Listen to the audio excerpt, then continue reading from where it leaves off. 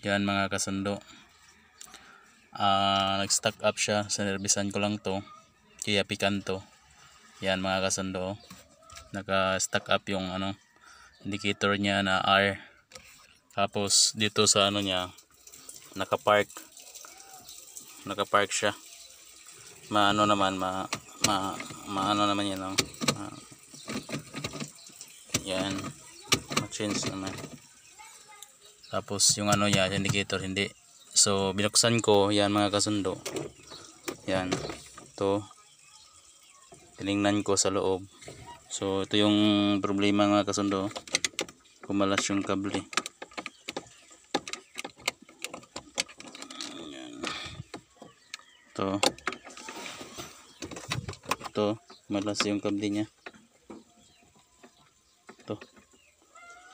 So yun lang mga kasundo. Ayan, kaya nag-stack up doon sa reverse. So tingnan mo, dukutin ko, tapos silain ko. Yan in. Yan di balik ko sa yan.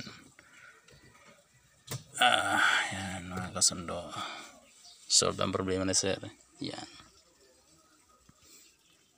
Hinahinay og vlog ba? Yan mga kasundo, no. Nilagyan ko lang ng konting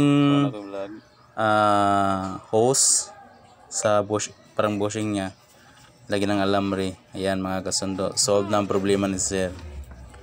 So thank you for watching. God bless. Your car is damaged? Like me?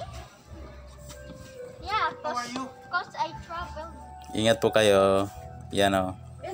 Yan yung ko ginawa.